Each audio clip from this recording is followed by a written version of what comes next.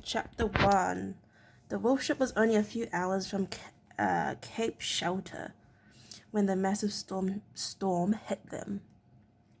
For 3 days they had sailed north towards Scandinavia through a sea that was calm as a mill pond, a fact appreciated by Will and Evelyn. This isn't too bad, Will said, as the narrow ship cut smoothly through the waters. He had heard grim tales of people becoming vigorously sick on board ships at sea, but he could see nothing to worry about in this gentle rocking motion. Evelyn nodded a little doubtfully. She was by no means an experienced sailor, but she had been to sea before. If this is as bad as it gets, she said. She had noticed the worried looks that Eric, the ship's captain, was casting to the north, and the way he was urging Wolfwind's rowers on to greater speed. For his part, Eric knew that this deceptively calm weather harbored a change for the worse. Much worse. Dimly on the northern horizon he could see the dark storm line forming. He knew that if they couldn't round Cape Shelter and get into the lee of the landmass in time, they would take the full force of the storm. For several minutes he assessed speeds and distances, judging their progress against that of the onrushing clouds. We're not going to make it, he said finally to Svingle. His second-in-command nodded agreement. Looks that way, Svingle said philosophically. Eric was glancing keenly round the ship, making sure that there was no loose gear that needed to be secured. His eyes lit on the 2 prisoners huddled in the bow. Better tie those 2 to the mast, he said, and we'll rig the sweep steering oars as well. Will and Evelyn watched Svingle as he made his way towards them. He had a coil of light hemp in his hand. What now? Will asked. They can't think we're going to try to escape, but Svingle had stopped by the mast and was beckoning urgently to them. The 2 Aralins rose and moved uncertainly towards him. Will noticed that the ship's motion was becoming a little more pronounced, and the wind was increasing. He staggered as he made his way to Svingle. Behind him he heard Evelyn mutter an unladylike swear word as she stumbled and barked her shin on a bollard. Svingle drew his sax knife, and cut 2 lengths of cord from the coil. Tie yourselves to the mast, he told them. We're in for the mother of all storms any minute. You couldn't even see that, I'm sorry. You mean we could be blown overboard? Evelyn said incredulously. Svingle noted that Will was tying himself to the mast with a neatly executed bowline knot. The girl was having some trouble, so Svingle took the rope, passed it around her waist, and then secured her as well. Maybe, he replied to her question, more likely washed overboard by the waves. He saw the boy's face go pale with fear. You're telling us that the waves actually come on board? Will said. Svingle darted a fierce, humorous grin at him. Oh, yes, indeed, he said, and hurried back to assist Eric in the stern, where the captain was already rigging the massive sweep oar. Will swallowed several times. He had assumed that a ship like this would ride over the waves like a gull. Now he was told that the waves were likely to come crashing on board. He wondered how they could possibly stay afloat if that were to happen. Wait.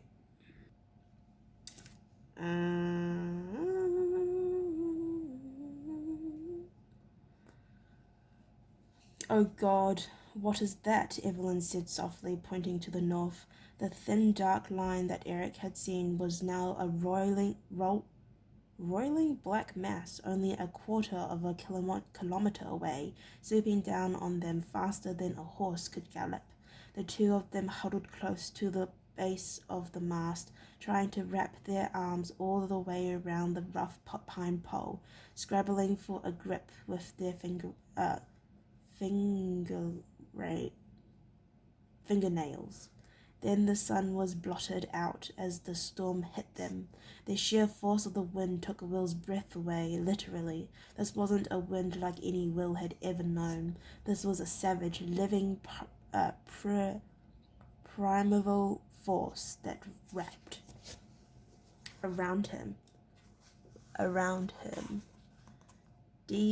deafening him, blinding him, punching the breath out of his lungs and preventing his taking another, smothering him as it tried to claw his grip loose. His eyes were shut right tight as he struggled to breathe, holding desperately to the mast. Dimly he heard Evelyn scream and felt her begin to slip away from him. He grabbed blindly at her, caught her hand, and dragged her back. The first massive wave struck, and the wolf ship's bow canted up at a terrifying angle. They began to rise up the face of the wave. Then the ship faltered and began to slide backwards and downwards. Svengel and Eric screamed at the rowers. Their voices were plucked away by the wind, but the crew, their backs to the storm, could see and understand their body language. They heaved on the oars behind the oak shaft with their efforts, and the backward slide slowly eased. The ship began to claw its way up the face of the wave, rising higher and higher, moving more and more slowly until Will was sure that they must begin the terrible backward sliding motion again. Then the crest of the wave broke and thundered over them. Tons of water crashed onto the wolf ship, driving it down, rolling it far over to the right until it seemed that it would never recover. Will screamed in absolute animal terror, then had the scream cut off as freezing salt water hammered against him, breaking his grip on the mast, filling his mouth and lungs, and hurling him along the deck until the fragile cord brought him to a stop, swelling this way and that until the mass of water passed over and around him. He was left flapping on the deck like a fish as the ship righted itself. Evelyn was beside him, and together they scrambled back to the mast, clinging on with renewed desperation. Then the bow pitched forward, and they went plummeting down the back of the wave into the trough, leaving their stomachs far behind and screaming with sheer terror once more. The bow sliced into the trough of the wave, splitting the sea and hurling it right above them. Once again water crashed over the back of the ship, but this time it lacked the full force of the breaking wave, and the two young people managed to hold on. The water, waist deep, surged past them. Then the slender wolf ship seemed to shake itself free of the massive weight. In the rowing benches, the relief crew were already hard at work, bailing water over the side with buckets. Eric and Svengel, in the most exposed part of the ship, were also tied in place, either side of the storm sweep. This was a massive steering oar, half as big again as one of the normal oars. It was used instead of the smaller steering board at times like these. The long oar gave the helmsman greater purchase, so he could assist the rowers in dragging the head of the ship around. Today it took the strength of both men to manage it. Deep in the trough between waves, the wind seemed to have lost some of its force. Will dashed the salt from his eyes, coughed and vomited seawater onto the deck. He met Evelyn's terrified gaze.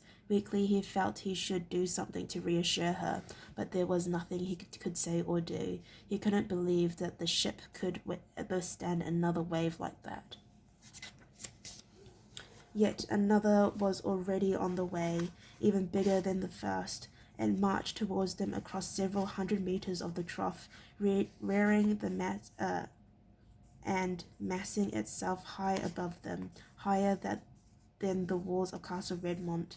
Will buried his face against the mast, felt Evelyn doing the same as the ship began that awful slow rise again. Up and up they went, clawing at the face of the wave, then the men heaving until their hearts might burst as they tried to drag wolf wind up the wave against the combined force of wind and sea. This time, before the wave broke, Will felt the ship seem to lose the last moment of the battle. He opened his eyes in horror as she began to surge backwards to certain disaster.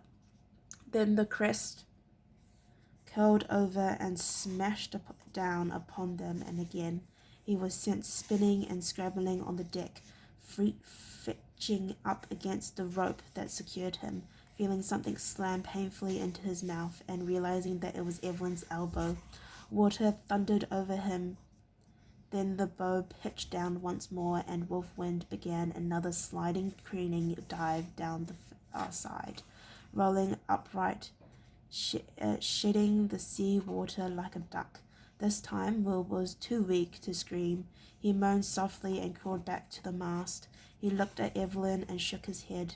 There was no way they could survive this, he thought. He could see the same fear in her eyes. In the stern, Eric and Svengle braced themselves as Wolfwind slammed into the trough, sending sheet of water high either side of the bow, the whole fabric of the ship vibrating to the impact. She rolled, shook, righted herself again. "She's taking it well," Svengle shouted. Eric nodded grimly. Terrifying as it might seem to Will and Evelyn, the wolf ship was designed to cope with massive sea waves like this. But even a wolf ship had its limitations, and if they reached them, Eric knew, they would all be dead. "That last one nearly had us," he replied. It was only a last-minute surge by the rowers that had dragged the ship through the crest as she had been about to slide backwards into the trough. "We're going to have to turn her and run before the storm," he concluded, and Svengle nodded agreement. Staring ahead through eyes slitted against the wind and the salt spray. "After this one," he said. The next wave was a little smaller than the one that had nearly finished them, but smaller was a relative term. The two Scandinavians tightened their grip on the sweep oar. "Heave, damn you, heave!" Eric roared at the rowers as the mountain of water reared high above them, and Wolfwind began another slow, precarious climb. "Oh no, please, please let it end," Will moaned as he felt the bow cant upwards once more. The terror was physically exhausting. He just wanted it to stop. If necessary, he thought, let the ship go under, let it all go, make an end to it. Just make this mind-numbing terror stop. He could hear Evelyn beside him, sobbing with fear. He placed an arm around her, but he couldn't bring himself to do anything more to comfort her. Up, up, and up they went. Then there was the familiar roar of the collapsing crest and the thunder of water crashing down upon them. Then the bow came through the crest, slamming against the back of the wave and plummeting down. Will tried to scream, but his throat was raw and his energy exhausted. He managed only a low sob. Wolfwind sliced into the sea at the base of the wave again. Eric bellowed instructions to the rowers. They would have a short time in the wind shadow of the next approaching wave, and that was the time to make their run. "To the steerboard side," he bellowed, pointing his hand in the direction of the turn, just in case his voice didn't carry to some of the forward rowers, although there was little fear of that. The rowers set their feet against the wooden bracing boards. Those on the steerboard or right-hand side of the ship drew their oar handles back towards them. The left-hand side towards pushed theirs forward. As the ship leveled, Eric roared out his orders. "Now!" The oar blades dipped into the sea, and as one side pushed and the other pulled, Eric and Svengle threw their weight on the sweep. The long, narrow ship pivoted neatly, almost in one spot, bringing the stern around to the wind and sea. "Now pull together," Eric roared, and the oarsmen went to it with a will. He had to keep the ship moving a little faster than the following sea, or it would overwhelm them. He glanced once at the two young Ireland's captives, huddled miserably by the mast, then forgot them as he went back to judging the ship's movements.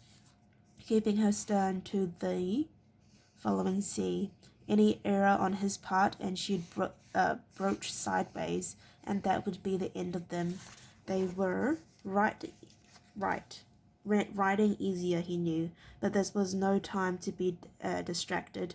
To Will and Evelyn, the ship was still plunging and raging in a terrifying fashion, traveling through a vertical direction, a distance of as much as 50 meters as she went, crest to trough. But now the movement was more controlled. They were going with the sea, not fighting it. Will sensed a slight easing in this motion. Spray and solid water still slammed over them at regular intervals, but the terrifying black sliding motion was a thing of the past. As the ship coped with each successive mountain of water sweeping under and around it, Will began to believe that they might have a slight chance of survival, but it was a slim might. He still felt the same surge of gripping terror with every wave that overturned them. Each time he felt that this could well be the last. He put both arms around Evelyn, felt her arms go around his neck in return, her icy cheeks pressed against his own, and so the two young people sought and found comfort and courage from each other. Evelyn was whimpering with fear, and so was he. Will realized with some surprise, muttering meaningless words over and over, calling out to hold, to tug, to anyone who might listen and help. But as wave followed wave and wind survived, the blinding terror lessened and nervous exhaustion took its place, and eventually he slept. For 7 more days the ship was driven far to the south out of the narrow sea and into the fringes of the endless ocean, and Will and Evelyn huddled by the mast, sodden, exhausted, freezing. The numbing fear of disaster was always present in their minds, but gradually they began to believe that they might survive. On the 8th day, the sun broke through. It was weak and watery, to be sure, but it was the sun. The violent plunging motion ceased, and once again the ship rode smoothly across the face of the rollers. Eric, his beard and hair rimmed with salt, hauled tidily on the sweep, bringing the ship round in a smooth curve to face north once more. "Let's head for Cape Shelter," he told his crew. I'd like to thank you very much for listening to me read Chapter 1. If you'd like to listen to me read Chapter 2, then please stay tuned, and I'll see you next time. Bye-bye.